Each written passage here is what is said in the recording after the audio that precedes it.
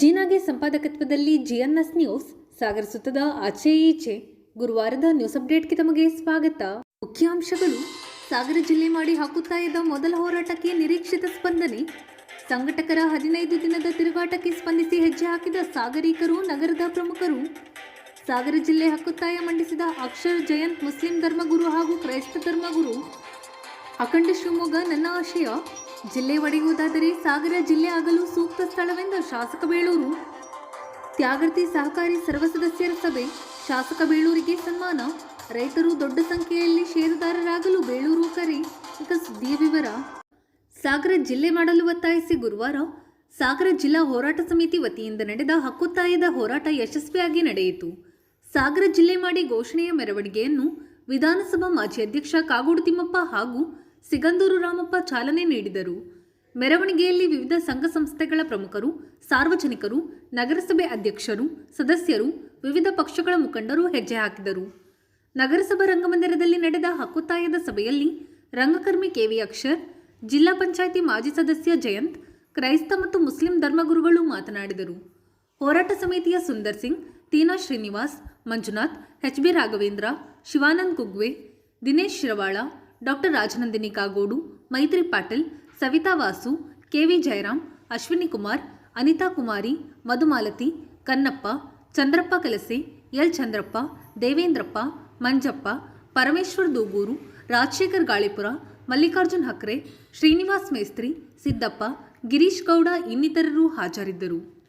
ಮೊದಲನೇ ಆತ್ಮೀಯ ಅಭಿನಂದನೆಗಳನ್ನು ಅವರಿಗೆ ಸಲ್ಲಿಸ್ತೇನೆ. ಸಾಗರ ಒಂದು ಮಲೆನಾಡು ಜಿಲ್ಲೆ ಆಗಬೇಕು. ಮಲೆನಾಡು ಜಿಲ್ಲೆ ಯಾಕೆ ಆಗಬೇಕು ಅಂತಂದ್ರೆ, ಈಗಷ್ಟೇ ಮಾನ್ಯ ಅಕ್ಷರ ಅವರು ಹೇಳ್ದಂಗೆ ಒಂದು ಸಣ್ಣ ಮಲೆನಾಡು ಜಿಲ್ಲೆ ಆದರೆ ನಮಗೆ ಆಡಳಿತ ಹತ್ತಿರ ಸಿಗುತ್ತೆ. ನಮ್ಮ ಸಮಸ್ಯೆಗಳಿಗೆ ಸ್ವಲ್ಪ ಬೇಗ ಹತ್ತಿರದಲ್ಲಿ ಉತ್ತರವನ್ನು ಕಂಡು ಹಿಡ್ಕೊಳ್ಳೋದಕ್ಕೆ ಸಹಾಯ ಆಗತ್ತೆ. ಸಾಗರ ಜಿಲ್ಲೆಯಲ್ಲಿ ಒಬ್ಬ ಡಿಪ್ಟಿ ಕಮಿಷನರ್ ಇದ್ದರೆ ಸಾಗರದಲ್ಲಿ ಒಂದು ಆಡಳಿತ ವಿಕೇಂದ್ರೀಕರಣ ಇಲ್ಲಿ ಆಗುತ್ತೆ. ಸಣ್ಣ ಜಿಲ್ಲೆ ಆದರೂ ಪರವಾಗಿಲ್ಲ. ಕೊಡಗು ಜಿಲ್ಲೆ ಇದೆ ನಮ್ಮ ರಾಜ್ಯದಲ್ಲಿ, ಅತ್ಯಂತ ಸಣ್ಣ ಜಿಲ್ಲೆ. ಹಾಗೆ ಸಾಗರವೂ ಕೂಡ ಒಂದು ಸಣ್ಣ ಜಿಲ್ಲೆಯಾಗಿ ಇಲ್ಲಿ ಒಂದು ಅಧಿಕಾರ ನಮಗೆ ಸಿಗಬೇಕಾದಂಥ ಅಗತ್ಯ ಇದೆ. ಯಾಕೆ ಅಂದರೆ ನಮ್ಮ ಮಲೆನಾಡಿನ ಯಾವ ಸಮಸ್ಯೆಗಳು ಕೂಡ ಬಗೆಹರಿದಿಲ್ಲ. ಕೆಲವು ಅಭಿವೃದ್ಧಿ ಕೆಲಸಗಳನ್ನು ಬಿಟ್ಬಿಟ್ರೆ ಜನರಿಗೆ ಬೇಕಾದಂಥ ಬದುಕು ಏನಿದೆ ಅದಕ್ಕೆ ಪೂರಕವಾದಂಥ ಯಾವುದೇ ಸಮಸ್ಯೆಗಳು ಬಗೆಹರಿದಿಲ್ಲ.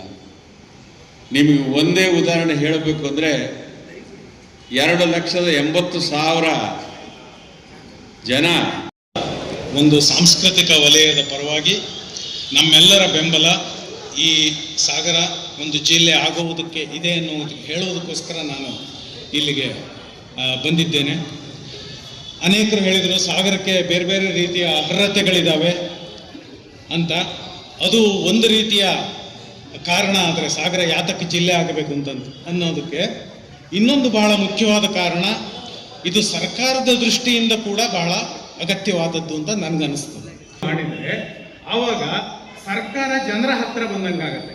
ಜನ ಹುಡುಕೊಂಡು ನಾವು ಹೋಗಿ ತಾಲೂಕು ಆಫೀಸ್ನಲ್ಲಿ ದಿನಗಟ್ಟಲೆ 2 ದಿನ 3 ದಿನ ಕಾಯೋದಲ್ಲ. ನಮ್ಮ ಕೆಲಸ ಬೇಗ ಬೇಗ ಆಗಬೇಕು. ನಮ್ಮ ಆಡಳಿತದಲ್ಲಿ ಯಾವ ತೊಂದರೆ ಇಲ್ಲದೆ ಬಹಳ ಸಲೀಸಾಗಿ ನಡಿಬೇಕು. ಇದು ಒಬ್ಬ ಸಾಮಾನ್ಯ ನಾಗರಿಕನಾಗಿ ನನ್ನ ಅಪೇಕ್ಷೆ. ಆ ರೀತಿಯ ಒಂದು ಅಪೇಕ್ಷೆಯಿಂದ ಸಾಗರ ಒಂದು ಜಿಲ್ಲೆ ಆಗಬೇಕು. ಇದನ್ನು ಸ್ವತಃ ಸರ್ಕಾರವೇ ಅರ್ಥ ಮಾಡ್ಕೊಂಡು ಅದನ್ನು ಜಿಲ್ಲೆಯಾಗಿ ಮಾಡಲಿ. ಸಾಗರಕ್ಕೆ ಆ ಅರ್ಹತೆ ಇದೆ ಅನ್ನೋದು ಇನ್ನೊಂದು ವಿಚಾರ.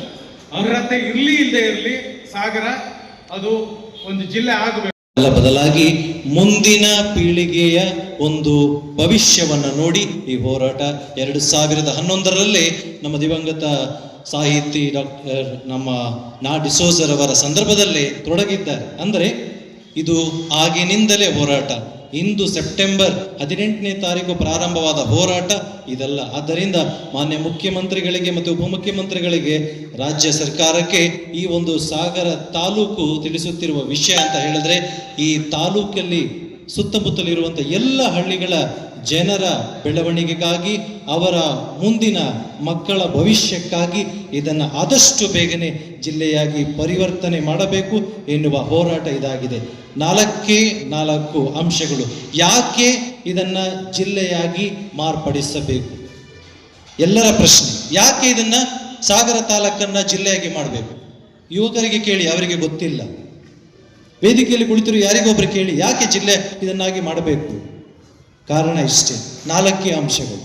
1, ಸ್ಥಳೀಯ ಆಡಳಿತ ಸುಧಾರಣೆ, ಜನರಿಗೆ ನೇರವಾಗಿ ಆಡಳಿತ ಸಂಪರ್ಕ ಸಿಗುತ್ತೆ. 2ನೇದು ಆರ್ಥಿಕ ಬೆಳವಣಿಗೆ, ಅದು ಹೊಸ ಯೋಜನೆಗಳು, ಉದ್ಯೋಗ ಸೃಷ್ಟಿ, ಕೈಗಾರಿಕೋದ್ಯಮ ಆಸರೆ. ಆದ್ದರಿಂದ ಸುತ್ತಮುತ್ತಲೆಲ್ಲರಿಗೂ ಕೆಲಸ ಹುಡುಕಿ ಶಿವಮೊಗ್ಗಕ್ಕೋ ಇಲ್ಲ ಬೆಂಗಳೂರಿಗೂ ಹೋಗಬೇಕನ್ನೋ ಅವಶ್ಯಕತೆ ಇಲ್ಲ. ತನ್ನ ಇರುವ ಜಿಲ್ಲೆಯಲ್ಲೇ ತಾನು ಕೆಲಸವನ್ನು ಹುಡುಕಿಕೊಳ್ಳುವಂಥ ಅವಕಾಶ. ಶಿಕ್ಷಣ ಮತ್ತು ಆರೋಗ್ಯ 3ನೇ ವಿಷಯ. ಜಿಲ್ಲಾಸ್ಪತ್ರೆ, ವಿಶ್ವವಿದ್ಯಾಲಯ, ಶಾಖೆ ಇತ್ಯಾದಿಗಳ ಸ್ಥಾಪನೆ ಆದಷ್ಟು ಬೇಗನೆ ಇನ್ನೂ ಹೆಚ್ಚಾಗಲಿ ಅಂತ. 4ನೇ ಅಂಶ ಪ್ರವಾಸೋದ್ಯಮ ಉತ್ತೇಜನ. ಇದು ಹೇಳಬೇಕಂತಲೇ ಇಲ್ಲ, ಯಾಕಂದರೆ ಸಾಗರ ತಾಲೂಕು ಈಗಾಗಲೇ ಇದು ಒಂದು ಜಿಲ್ಲೆಯ ಬೇಕಾಗಿರುವಂಥ ಒಳಗೊಂಡಿರುವಂಥ ಎಲ್ಲ ಪ್ರವಾಸೋದ್ಯಮಗಳ ನಮ್ಮ ಜೋಗ ಜಲಪಾತ ಅದಕ್ಕೆ ಹೆಮ್ಮೆಯ ಸಿರಿ ಎಂದರೆ ತಪ್ಪಾಗಲಾರದು. ಆದ್ದರಿಂದ ಇಲ್ಲಿರುವ ಎಲ್ಲ ಹೋರಾಟಗಾರರ ಈ ಬೆವರು, ಈ ಸ್ವರ, ಕೂಗು ಏನಿದೆ, ಇದೆಲ್ಲದು ಒಂದೇ ವಿಷಯಕ್ಕಾಗಿ, ಮುಂದಿನ ಪೀಳಿಗೆಯ ಭವಿಷ್ಯಕ್ಕಾಗಿ. ಆದ್ದರಿಂದ ಮಾನ್ಯ ಮುಖ್ಯಮಂತ್ರಿಗಳಲ್ಲಿ ಮತ್ತು ಉಪಮುಖ್ಯಮಂತ್ರಿಗಳಲ್ಲಿ ನಮ್ಮ ಬೇಡಿಕೆ ಏನಂತ ಹೇಳಿದ್ರೆ, ಆದಷ್ಟು ಬೇಗನೆ ಇದನ್ನು ಕೈಗೊಂಡು ಈ 14 ವರ್ಷಗಳ ಸಾಮಾಜಿಕ ಮುಖಂಡರು ಒಗ್ಗೂಡಿರುವುದು ಯಾವುದೇ ಒಂದು ಜಾತಿ, ಪಂಗಡ, ಪಂಥ, ಧರ್ಮದ ವಿಷಯಕ್ಕಲ್ಲ. ಇದೊಂದು ನಮ್ಮೆಲ್ಲರ ಹಕ್ಕು ಎಂಬ ಒಂದು ಒಳ್ಳೆಯ ಮನೋಭಾವದಿಂದ ಈ ಸಾಗರ ಎಂಬ ಸುಂದರವಾದ ಈ ನಾಡನ್ನು ಪರಿವರ್ತನೆಗೊಳಿಸಿ ಜಿಲ್ಲೆ ಎಂಬ ಮೇಲ್ದರ್ಜೆಗೆ ಏರಿಸಬೇಕೆಂಬ ಸರ್ಕಾರದೊಂದಿಗೆ, ಮಾನ್ಯರೇ, ನಮಗೆ ಎಲ್ಲರಿಗೂ ಗೊತ್ತಿರುವಂತಹ ವಿಷಯವಾಗಿದೆ. ನಮ್ಮ ನಾಡಿನಲ್ಲಿ, ನಮ್ಮ ಊರಲ್ಲಿ ಎಲ್ಲಿ ಹೋದರೂ ಮಕ್ಕಳು, ಹಿರಿಯರು ಅವರಿಗೆ ಅವಧಿ ಸಿಕ್ಕಿದ ತಕ್ಷಣ ಅವರು ನೆನಪಿಸುವುದು ನಮ್ಮ ಈ ಸಾಗರದ ನಾಡನ್ನು. ಸಾಗರಕ್ಕೆ ಹೋಗೋಣ, ಜೋಗಕ್ಕೆ ಹೋಗೋಣ, ಜಲಪಾತ ವೀಕ್ಷಿಸೋಣ ಎಂಬುದಾಗಿದೆ. ಯಾಕೆಂದರೆ ಪುರಾತನ ಕಾಲದಿಂದಲೇ ಇಲ್ಲಿ ಮಸೀದಿಗಳು, ಮಂದಿರಗಳು, ದೇವಾಲಯಗಳು, ಜೈನ ಬಸದಿಗಳು ಇಲ್ಲಿ ಇದೆ ಎಂಬುದಕ್ಕೆ ಉಲ್ಲೇಖಿತ ದಾಖಲೆಗಳಿವೆ. ಅಷ್ಟೊಂದು ಸೊಬಗಿನ ಈ ನಾಡನ್ನು ಜಿಲ್ಲೆಗಾಗಿ ಪರಿವರ್ತನೆಗೊಳಿಸುವುದಾದರೆ ಈ ನಾಡು ಅದು ಎಲ್ಲದಕ್ಕೂ ಅರ್ಹತೆಗೊಂಡಿರುವಂತಹ ನಾಡಾಗಿದೆ ನಮ್ಮ ಸಾಗರ. ಅದೆಷ್ಟೋ ಕವಿಗಳು, ಸಾಹಿತಿಗಳು ಇಲ್ಲಿ ಬಂದು ಹೋಗಿದ್ದಾರೆ. ಅಖಂಡ ಶಿವಮೊಗ್ಗ ಹಾಗೆ ಇರಬೇಕು. ಒಂದೊಮ್ಮೆ ಶಿವಮೊಗ್ಗ ಜಿಲ್ಲೆ ಒಡೆಯುವ ಸಂದರ್ಭ ಬಂದರೆ ಸಾಗರ ಜಿಲ್ಲೆಯಾಗಿ ಘೋಷಣೆ ಮಾಡಲಿ ಎಂದು ಶಾಸಕ ಹಾಗೂ ಅರಣ್ಯ ಕೈಗಾರಿಕಾ ಅಭಿವೃದ್ಧಿ ನಿಗಮದ ಅಧ್ಯಕ್ಷ ಗೋಪಾಲಕೃಷ್ಣ ಬೇಳೂರು ತಿಳಿಸಿದರು. ಸಾಗರದ ನಗರಸಭೆಯಲ್ಲಿ ಗುರುವಾರ ಪತ್ರಕರ್ತರ ಜೊತೆ ಅವರು ಮಾತನಾಡುತ್ತಿದ್ದರು. ಈ ಸಂದರ್ಭದಲ್ಲಿ ಸೋಮಶೇಖರ್ ಲಾವಿಗೆರೆ, ಸುರೇಶ್ ಬಾಬು ಇನ್ನಿತರರು ಹಾಜರಿದ್ದರು. ಒಂದೇ ಆಗೋದಾದರೆ ಅಖಂಡ ಶಿವಮೊಗ್ಗ ಜಿಲ್ಲೆ ಹಾಗೆ ಇರೋಕ್ಕೆ ನಾವು ಇದು ಮಾಡ್ತೀವಿ. ಒಂದು ವೇಳೆ ನಮ್ಮ ಶಿವಮೊಗ್ಗ ಜಿಲ್ಲೆಯಲ್ಲಿ ಮತ್ತೆ ಹೊಸ ಒಂದು ಜಿಲ್ಲೆ ಮಾಡಬೇಕಂತಂದರೆ ಅದು ಸಾಗರ ತಾಲೂಕಿಗೆ ಆಗಬೇಕಂತ ನನಗೆ. ಸಾಗರ ತಾಲೂಕಿಗೆ ಆಗಬೇಕು, ಬೇರೆ ಯಾವ ತಾಲೂಕಿಗೂ ಕೊಡಲಿಕ್ಕೆ ಸಾಧ್ಯ ಇಲ್ಲ ಅಂತ ಅವತ್ತು ನಾನು ಹೇಳಿದ್ದೀನಿ. ಅದೇ ನನ್ನ ನಿರ್ಧಾರ. ಶಿಕಾರಿಪುರ ಮಾಡುವಂಥ ಪ್ರಪೋಸಲ್ ಅದೇ ಅವ್ರು ಮಾಡಿದ್ದಾರೆ, ಇದ್ದೆಲ್ಲೂ ಮಾಡಿದ್ದಾರೆ, ಶಿಕಾರಿಪುರ ಆಗ್ಬೇಕಂತಲೂ ಹೇಳಿದ್ದಾರೆ. ಆದರೆ ಸಾಗರ ಇಡೀ ನಮ್ಮ ತಾಲೂಕಿನಲ್ಲಿ ಎಲ್ಲ ಆಡಳಿತ ಇದರಲ್ಲಿರುವಂಥ ಮತ್ತು ಹೆಡ್ ಕ್ವಾರ್ಟರ್ಸ್ ಇದೇ ಆಗಿದ್ದರಿಂದ ಇಲ್ಲಿ ಕೊಡಲಿಕ್ಕೆ ಅವಕಾಶ ಇದೆ. ಬಿಟ್ಟರೆ ಶಿಕಾರಿಪುರಕ್ಕೆ ಕೊಡೋಕ್ಕೆ ಬರೋದಲ್ಲ. ಹಾಗಾಗಿ ನಮ್ಮದೇ ಈಗ ಹಾಸ್ಪಿಟ್ಲೂ ಅಪ್ಗ್ರೇಡ್ ಆಗ್ತದೆ, ಎಲ್ಲ ಅಪ್ಗ್ರೇಡ್ ಆಗ್ತಾ ಇರೋದ್ರಿಂದ ಸಾಗರ ಭಾಳ ಎಲ್ಲದಕ್ಕೂ ಮೂಲ ಸೌಕರ್ಯ ಇರೋದರಿಂದ ಕೊಡ್ಲಿಕ್ಕೆ ಅವಕಾಶ ಇದೆ. ಈಗ ನೀವು ಪತ್ರ ಮಾತ್ರ ಬರೆದಿದ್ರು, ಈ ಸಂಬಂಧಪಟ್ಟಂತೆ ಮುಖ್ಯಮಂತ್ರಿ ಇಲ್ಲ, ನಾನು ಚರ್ಚೆನೂ ಮಾಡ್ತೇನೆ. ಮುಖ್ಯಮಂತ್ರಿಗಳು ಚರ್ಚೆ ಮಾಡೋಣ ಅಂತ ಹೇಳಿದ್ದಾರೆ. ಸಂಬಂಧಪಟ್ಟ ಮಂತ್ರಿಗಳಿಗೆ ಅವ್ರ ಜೊತೆ ಕೂತ್ಕೊಂಡು ನಮ್ಮ ಕೆಲವು ಮುಖಂಡರನ್ನೆಲ್ಲ ಕರ್ಕೊಂಡು ಹೋಗಿ ಚರ್ಚೆ ಮಾಡ್ತೇವೆ. ಸರ್, ಮಳೆ ಮತ್ತೆ ಹೆಚ್ಚಾಗಿದೆ, ಅಡಿಕೆ ಬೀರ ಸಮಸ್ಯೆ ಆಗಿದೆ. ನೀವು ಫಾಲೋ ಅಪ್ ಮಾಡ್ತೀವಿ, ಮತ್ತೊಂದು ಸಲ ಮಾತಾಡ್ತೀವಿ ಸಂಬಂಧಪಟ್ಟ ಮಂತ್ರಿಗಳ ಹತ್ರ. ಈ ಬಗ್ಗೆ ಅಡಿಕೆ ಕೊಳೆ ಇಲ್ಲ ಅಡಿಕೆ ಕೊಳೆ ಇರೋದ್ರ ಬಗ್ಗೆ ಈಗಾಗಲೇ ಮಂತ್ರಿಗಳ ಹತ್ರ ಮಾತಾಡಿದ್ದಾರೆ, ಮುಖ್ಯಮಂತ್ರಿಗಳು ಮಾತಾಡಿದ್ದಾರೆ, ಮಲೆನಾಡು ಇದರ ಇರುವಂಥ ಎಲ್ಲ ಶಾಸಕರ ಹತ್ರ ಮಾತಾಡಿದ್ದಾರೆ. ಒಂದು ತೀರ್ಮಾನ ಮಾಡಬೇಕಂತ ಇದ್ದಾರೆ, ಅದು ಮಾಡ್ತಾರೆ. ಸರ್ ಇವತ್ತಿನ ಮೀಟಿಂಗ್ ಇವತ್ತು ನಮ್ಮ ಪ್ರಾಧಿಕಾರದಲ್ಲಿ ಇವತ್ತು ಭಾಳ ದಿವಸದಿಂದ ಒಂದಿಷ್ಟು ಅಧಿಕಾರಿಗಳು ಇರ್ತಾ ಇರೋದ್ರಿಂದ ಮಾಡಲಿಕ್ಕಾಗಲಿಲ್ಲ. ಕೆಲವೊಂದು ಲೇಔಟ್ಸ್ಗಳು ಮತ್ತು ಕೆಲವು ಮನೆ ಕಟ್ಟೋರಿಗೆಲ್ಲ ಅವಕಾಶ ಇತ್ತು, ಅವೆಲ್ಲವನ್ನು ಇವತ್ತು ಮಾಡಿ ಕಳಿಸಿದ್ದೀವಿ. ಹೊಸ ಲೇಔಟ್ ಆಗುವಂಥದ್ದಕ್ಕೂ ಸಹ ಮುಂದೆ ಬರುವಂಥರಿಗೂ ಲೇಔಟ್ಗೆ ಪರ್ಮಿಷನ್ ಮಾಡೋಕ್ಕೆ ಸರ್ ಎಷ್ಟು ಅನುಮತಿ ಕೊಟ್ಟಿದೆ ಸರ್ ಹೊಸ ಲೇಔಟ್? ಎಲ್ಲ ಕೊಟ್ಟಿದ್ದೀವಿ, ಇನ್ನು ಹೊಸದು ಬರಬೇಕದು ಈಗಾಗಲೇ ಕೊಟ್ಟಿದ್ದೀವಿ. ಬಂದ ಮೇಲೆ ಅದು ಸಣ್ಣ ಮತ್ತು ಅತಿಸಣ್ಣ ರೈತರು ಸಹಕಾರಿ ಸಂಸ್ಥೆಗಳಲ್ಲಿ ಷೇರುದಾರರಾಗಬೇಕು ಎಂದು ಶಾಸಕ ಹಾಗೂ ಅರಣ್ಯ ಕೈಗಾರಿಕಾ ಅಭಿವೃದ್ಧಿ ನಿಗಮದ ಅಧ್ಯಕ್ಷ ಗೋಪಾಲಕೃಷ್ಣ ಬೇಳೂರು ತಿಳಿಸಿದರು. ಸಾಗರ ತಾಲೂಕಿನ ತ್ಯಾಗರ್ತಿ ಪ್ರಾಥಮಿಕ ಕೃಷಿ ಪತ್ತಿನ ಸಹಕಾರ ಸಂಘದ ವಾರ್ಷಿಕ ಸಭೆಯನ್ನು ಉದ್ಘಾಟಿಸಿ ಅಭಿನಂದನೆ ಸ್ವೀಕರಿಸಿ ಅವರು ಮಾತನಾಡುತ್ತಿದ್ದರು. ಕೃಷಿ ಪತ್ತಿನ ಸಹಕಾರ ಸಂಘದ ಅಧ್ಯಕ್ಷ ಟಿ.ಕೆ. ಹನುಮಂತಪ್ಪ ಮಾತನಾಡಿದರು. ಈ ಸಂದರ್ಭದಲ್ಲಿ ಸಂಘದ ಉಪಾಧ್ಯಕ್ಷ ಕಿರಣ್ ದೊಡ್ಮನೆ, ನಿರ್ದೇಶಕರಾದ ಎಂಎಲ್ ಗಣಪತಿ, ಅಮೃತರಾಜ್, ಲೋಕಪ್ಪ, ಇಸಾಕ್, ಎಚ್ ಮಂಜುನಾಥ್, ನಾಗೇಂದ್ರ, ಪರಶುರಾಮ್, ಆಶಾ, ಚಂದ್ರಕಲಾ, ಕಾರ್ಯದರ್ಶಿ ಜಯಕುಮಾರ್ ಇನ್ನಿತರರು ಹಾಜರಿದ್ದರು. ಡಿಸಿಸಿ ಬ್ಯಾಂಕ್ ಶಿವಮೊಗ್ಗ ನಂಬರ್ 1 ಸ್ಥಾನದಲ್ಲಿ ಇದ್ದೀವಿ. ನಾವಿವತ್ತು ನಂಬರ್ 1 ಸ್ಥಾನದಲ್ಲಿ ಇದ್ವಿ ಅಂದರೆ ರೈತರ ಕೊಟ್ಟಿರುವಂಥ ಬೆಂಬಲ ಅದಾಗಿದೆ. ಅದಕ್ಕೋಸ್ಕರ ಯಾಕೆ ನಬಾರ್ಡಿಂದ ದುಡ್ಡು ಕೊಡೋಲ್ಲ ಅನ್ನೋದು ನನಗೆ ಭಾಳ ಚಿಂತನೆ ಬಂದಿದೆ ಸರ್. ನಾವು 36 ಕೋಟಿಯಲ್ಲಿ 11 ಕೋಟಿ ರೂಪಾಯಿ ಇವತ್ತು IT ಕಟ್ಟಾಗಿದೆ. 11 ಕೋಟಿ ರೂಪಾಯಿ ಇನ್ಕಮ್ ಟ್ಯಾಕ್ಸ್ ಕಟ್ಟಿದ್ದೀವಿ ನಾವು. ಮತ್ತೆ ನಮಗೇನು ಕೊಡೋದು ಬೇಡ, ಅವರು ಕೇಂದ್ರ ನಮಗೇನು ಕೊಡೋದು ಬೇಡ, ರೈತರ ಪಾಲು ಕೊಡಬೇಕು. ಕೊಡದೆ ಯಾಕೆ ಇಟ್ಕೊಂಡಿದ್ದಲ್ಲ ನನಗೆ ಅರ್ಥ ಆಗ್ತದೆ ಇವತ್ತು. ಮತ್ತೆ ಎಲ್ಲದಕ್ಕೂ ಮೇಲ್ಗಡೆಯಿಂದ ಆದೇಶ ಆಗ್ತದೆ, ಇಷ್ಟು ಕೊಡಬೇಕು, ಇಷ್ಟು ಕೊಡಬಾರ್ದು. ಅಷ್ಟು ಸುಲಭ ಆಗಿಲ್ಲ, ನಾವು ತಕ್ಷಣ ನಾವು ಕೊಡಕ್ಕಾಗಲ್ಲ. RBI ರೂಲ್ಸ್ ಇದೆ. ಇವಾಗ RBI ಇಷ್ಟೇ ಕೊಡ್ಬೇಕು, ಇಷ್ಟೇ ಮಾಡ್ಬೇಕು ಅಂತ ಅನ್ನುವಂಥಪ್ಪ ದಿನ ನಮಗೆ ಬರ್ತಾರೆ. ಅಲ್ಲಿ ರೂಲ್ಸ್ ಪ್ರಕಾರ ಹೋಗಂಗಿಲ್ಲ, ಇವೆಲ್ಲವೂ ಇದಾವೆ. ಹಾಗಾಗಿ ಆ 200 ಕೋಟಿ ರೂಪಾಯಿ ನಿಮಗೆ ಬಂದರೆ ರೈತರಿಗೆ ಎಷ್ಟು ಬೇಕಾದ್ರೂ ಸಾಲ ಕೊಡ್ಲಿಕ್ಕೆ ಅವಕಾಶ ಇದೆ. ಆದರೂ ಸಹ ನಿಮ್ಗೆ ಏನು ಕೇಳಿದ್ರೆ ಅಷ್ಟು ಕೊಟ್ಟಿದ್ದೀನಿ, ಇನ್ನೂ ಬೇಕಾದ್ರೆ ಕೊಡ್ಲಿಕ್ಕೆ ಅವಕಾಶ ಇದೆ. ಹೆದರಕ್ಕೆ ಹೋಗಬೇಡಿ. ಇರುವವರೆಗೆ ನಿಮ್ಮ ಪರವಾಗಿ ಧ್ವನಿಯಾಗಿ ಕೆಲಸ ಮಾಡ್ತೀರಿ ಅಂತ ಇವತ್ತು ಹೇಳ್ತಾ, ಆಮೇಲೆ ಬ್ರಾಂಚ್ಗಳು ಈಗಾಗಲೇ ನಾವು ಹೊಸದಾಗಿ ಬಂದ ಮೇಲೆ ನಾವೆಲ್ಲ ಒಂದು ತೀರ್ಮಾನ ಮಾಡಿದ್ದೇನೆ. ನನ್ನ ತಾಲೂಕಲ್ಲಿ ಒಂದು 4 ಬ್ರಾಂಚ್ ಈಗಾಗಲೇ ಟ್ಯಾಗರ್ಟಿಗೆ ಒಂದು ಸ್ಯಾಂಕ್ಷನ್ ಆಗಿದೆ, ಕಾರ್ಗಲ್ಲಿಗೆ ಒಂದು ಸ್ಯಾಂಕ್ಷನ್ ಆಗ್ತಾ ಇದೆ, ಆಮೇಲೆ ಕೋಗಾರಿಗೆ ಇದು ಕೋಗಾರದ ಬ್ಯಾಕ್ಬೋರ್ಡಿಗೆ ಒಂದು ಸ್ಯಾಂಕ್ಷನ್ ಮಾಡ್ತಾ ಇದ್ದೀವಿ. ಒಟ್ಟಿನಲ್ಲಿ ನಮ್ಮ ಯೋಗ ಪಾಲ್ಸಿಗೆ ಒಂದು ಬೇಕಾಗಿದೆ ಜಾಗ, ಇದಕ್ಕೆ ಕಾರ್ಗಲ್ಲಿ 4 ಬ್ರಾಂಚನ್ನು ಮಾಡಬೇಕಂದ್ರೆ ಈಗಾಗಲೇ ತೀರ್ಮಾನ ಮಾಡಿದ್ದೀವಿ. ಅದರ ಜೊತೆಗೆ ಸರ್ಕಾರ ಒಂದು ತೀರ್ಮಾನ ಮಾಡಿದೆ, ಯಾವ ಪಂಚಾಯತ್ಗೆ ಒಂದು ಸೊಸೈಟಿ ಇದೆಯಲ್ಲ ಸೊಸೈಟಿ ಮಾಡಬೇಕಂತೇಳಿ ರಾಜ್ಯ ಸರ್ಕಾರ ಆದೇಶ ಮಾಡಿದೆ. ಯಾರು ಇಂಟ್ರೆಸ್ಟ್ ಆಗಿ ಇರ್ತಾರೋ ಆ ಪಂಚಾಯತ್ಗೆ, ನಿಮ್ಮ ಪಂಚಾಯತ್ಗೆ ಬಿಟ್ಟು ಬೇರೆ ಪಂಚಾಯತ್ಗೆ ಯಾರು ಇದ್ದರೆ ಅವರಿಗೆ ಆ ಪಂಚಾಯತ್ಗೆ ಒಂದು ಸೊಸೈಟಿ ಮಾಡೋಕ್ಕೂ ಅವಕಾಶ ಇದೆ.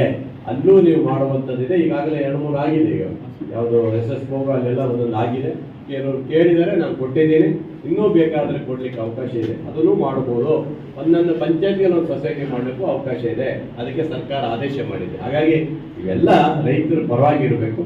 ಹಾಗಾಗಿ ಇಲ್ಲಿ ಸ್ವಲ್ಪ ಹಣಕಾಸು ಇದು ಬೇಕು, ಬಿಲ್ಡಿಂಗ್ ಕಟ್ಟಕ್ಕೆ ಇದು ಅಂತ ಹೇಳ್ತಾ ಇದ್ದಾರೆ ಅವರು. ಆಯ್ತಾ ನೋಡಿ, ನಮ್ಮ DCC ಬ್ಯಾಂಕಿಂದ ಅಷ್ಟೊಂದು ಕೊಡಲ್ಲ. ಎಷ್ಟು ಕೊಡ್ತೀರಾ? 5 ಲಕ್ಷ. 5 ಲಕ್ಷ ಕೊಡ್ತಾರೆ. ಉಳಿಕೆದಿದ್ರೆ ನನ್ನ ಗ್ರಾಂಟಲ್ಲಿ ಕೊಡ್ಲಿಕ್ಕೆ ಅವಕಾಶ ಇದೆ. ನಿಮಗೆ ರೈತ ನಾಡಾಗಿರುವಂತ ಒಂದು ಸಹಕಾರ ಕ್ಷೇತ್ರಗಳು ಬಹಳಷ್ಟು ರೈತರು ಏನಾಗಿದ್ರೆ ಅಂದ್ರೆ ಇಷ್ಟೇ ಜನ ಅಲ್ಲ, ಇನ್ನೂ ಶೇರ್ ಹೋಲ್ಡರ್ ಆಗ್ಬೇಕು. ಶೇರ್ ಹೋಲ್ಡರ್ ಆಗ್ತಾ ಇಲ್ಲ. ಯಾಕೆ? ಸಣ್ಣ ಹಿಡುವಳಿಯಿಂದ ದೊಡ್ಡ ಹಿಡುವಳಿದಾರರು ಸಹ ಶೇರ್ ಹೋಲ್ಡರ್ ಆಗ್ಲಿಕ್ಕೆ ಅವಕಾಶ ಇದೆ. ಬಹಳ ಜನರಿಗೆ ಶೇರ್ ಹೋಲ್ಡರ್ ಆಗೋದಿಲ್ಲ, ನಿಮಗೆ ಅರ್ಥನೂ ಆಗೋದಿಲ್ಲ. ಯಾಕಂತ ತಿಳ್ಕೋಬೇಕು.